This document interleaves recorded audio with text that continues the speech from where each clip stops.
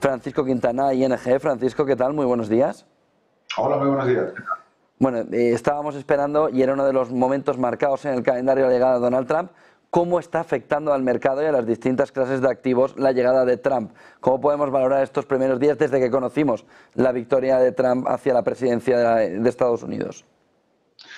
Bueno, pues de momento está siguiendo el guión que estaba previsto, ¿no?, por los analistas. Se suponía.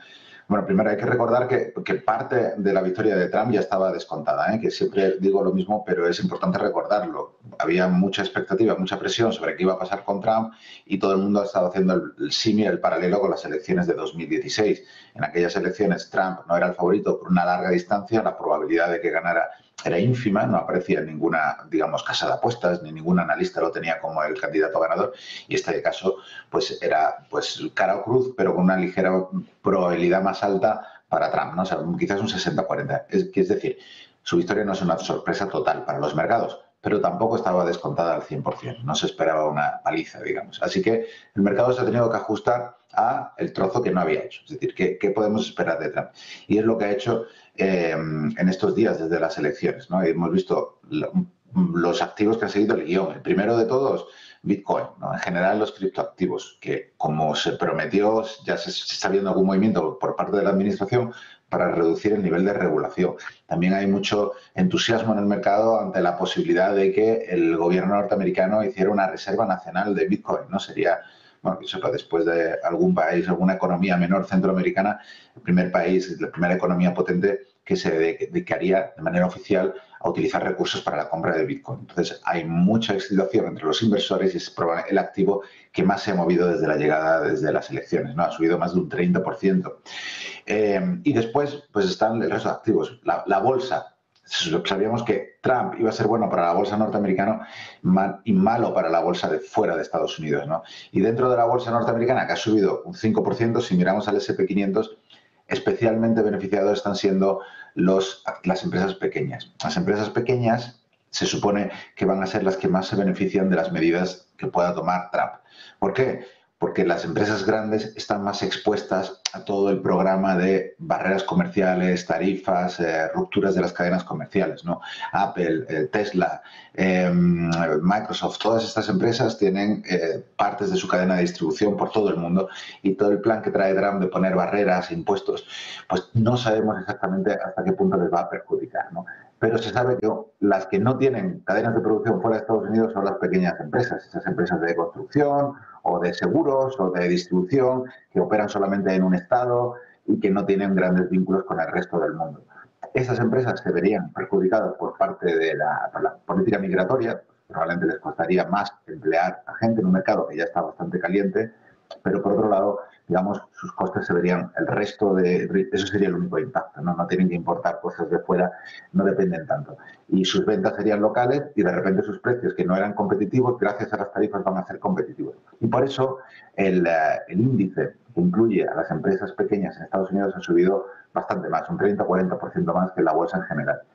También hemos visto cómo sube el dólar, porque se supone que vamos a tener tipos de interés más altos, porque la Reserva Federal va a tener que mantener los tipos de interés elevados para que, digamos, no se dispare la inflación. Trump trae un problema de gastar mucho y recortar impuestos. Eso genera inflación y la presunción aquí es que la Reserva Federal estará obligada a mantener los tipos más altos de lo que teníamos previsto hasta hace unos meses, ¿no? Y eso refuerza el dólar. Con tipos de interés altos, mucho dinero de todo el mundo va a Estados Unidos a por el dólar, ¿no? Y en la parte negativa, pues hemos visto que han caído las bolsas del resto del mundo. Todas estas barreras que va a imponer Trump van a ser grandes problemas para las empresas chinas, que son las que más están cayendo, en general para los mercados emergentes, también para Europa, y todas estas bolsas han caído pues casi un 5%.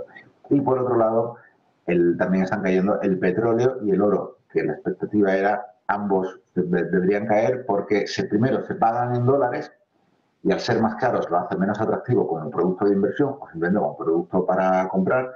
Y el segundo factor es porque se está esperando una desaceleración. La imposición de tarifas, digamos, Trump tiene previsto meter palos en la rueda de la bicicleta de la economía mundial. Y eso hace, por ejemplo, que se reduzcan las previsiones acerca del petróleo, que ya, por ejemplo, Morgan Stanley publicó hace un par de días sus previsiones para este año y están esperando una caída de al menos el 10% en el precio del petróleo en el año 2025, habrá menos demanda, menos actividad económica por culpa, digamos, de estas medidas de Trump. Y en general esa desaceleración también impacta de otra manera. Por ejemplo, se están revisando a la baja las expectativas de tipos de interés en Europa, porque con estas barreras probablemente la economía europea se frene antes y eso obliga al Banco Central Europeo a recortar tipos. Y eso ya abre toda otra ola de impactos, ¿no? Las hipotecas serán más baratas, pero habrá menos depósitos interesantes para los clientes. Eso digamos ya es una segunda ola, una segunda ronda de efectos indirectos. ¿Qué crees que está afectando más en las últimas jornadas para ese un poquito de tembleque o de nervio en el inversor? ¿Trump o las palabras de Powell de la semana pasada y esa posibilidad de que no baje tanto los tipos de interés la Fed?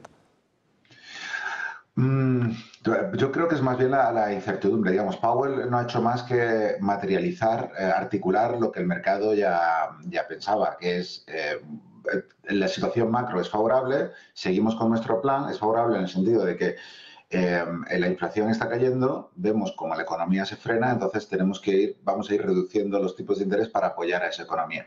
Pero ahora se nos abre una ventana nueva de incertidumbre, no sabemos qué política fiscal va a implementar la nueva administración, por lo tanto, señores, me tengo que reservar un as en la manga. Entonces voy a bajar un poquito el tono y sin cerrar la puerta a recortes, los recortes van a continuar. La cuestión es si nos paramos en el 3,5% o en el 3%, ¿no? Eso que es un cambio importante, es muy relevante. Eso son miles de millones de impacto financiero para las empresas, ¿no? La diferencia entre el 3 y el 3,5%, ¿no? Pero Powell ha adoptado una posición de cautela, que es, digamos, la que se esperaba el mercado. Entonces yo creo que Powell no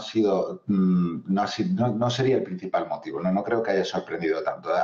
Su reacción fue un poco alineada con el mercado. Creo que genera en este momento más incertidumbre Trump, ¿no? Está definiendo los parámetros de su administración, hay mucha atención en ver quiénes son las personas que van a liderar este cambio. Bueno, pues a lo mejor estos últimos días ha traído más atención mediática pues la persona que han elegido para liderar el Ministerio de Sanidad o el nuevo portavoz de la Casa Blanca. Son personas de momento que no van a tener mucho impacto en la economía y en los mercados financieros, ¿no? Pero el mercado está inquieto por qué posicionamiento, para ver cuánto del programa de Trump va a materializarse, ¿no? Y están buscando en pistas, ¿no? Elon Musk al frente de esta nueva institución para controlar, para asesorar al gobierno en cómo racionalizar el gasto público. Este tipo de incertidumbres son las que están teniendo ahora mismo el mercado un poquito más agitado. ¿Qué se puede esperar a corto plazo para el inversor? ¿O qué debe el inversor? ¿Debe modificar algo en carteras para lo que pueda venir, sobre todo de aquí a enero? A ver, depende si estamos comparando con hoy o con hace un mes, ¿no? Yo creo que hoy, si hablamos a partir del punto en el que estamos ahora mismo, las modificaciones basadas en la macro deberían ser más o menos mínimas, ¿no? Gran parte del ajuste ya se ha realizado. Quizás el único activo que es un activo muy importante, es el más importante del mundo, en el que a lo mejor todavía no se ha materializado todo el cambio es en la renta fija norteamericana, que, insisto, tiene un volumen de gente. A lo mejor en estos programas puede imaginarse que la bolsa es el activo que más dinero mueve y no es el caso, es la renta fija y en particular la renta fija norteamericana. Aquí se esperaba un desplome que no ha terminado de materializarse, un desplome en el precio de los bonos, ¿no? Aquí el concepto es, si este hombre me va a inundar el mundo con bonos, pues el que yo ya tengo en el bolsillo va a perder valor. Y en cambio los movimientos han sido relativamente menores, ¿no? 10 puntos básicos apenas, 15 puntos básicos en el bono a 10 años, ¿no? Que es el principal activo financiero del mundo. Entonces, ahí sí que podría haber un poco de ajuste y a lo mejor ahí sí que el que tenga su cartera cargada de bono norteamericano, a lo mejor querría reducir un poco para evitar perder el precio que se espera, el cambio en el precio que se puede esperar todavía en los próximos meses. Pero en el resto de activos, bolsa, materias primas, bolsa europea, mercados emergentes, yo creo que la mayoría del ajuste ya está hecho. Entonces, reacción respecto a Trump, poco queda ya.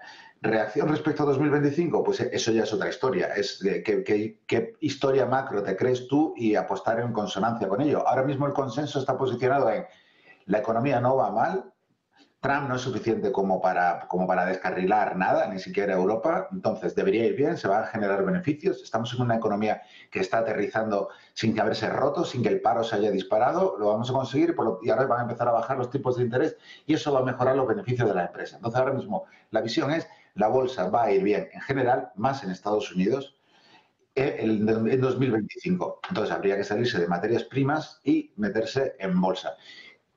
Los ajustes de cada uno, pues en función de si ha hecho ya estos deberes o no. Muchísimas gracias por toda esa fotografía, Francisco Quintana. Buen día y buen negocio y buena semana. Igualmente, muchas gracias, un placer. 9:54 de la mañana, vamos a la clave sostenible del día de la mano de JP Morgan Asset Management.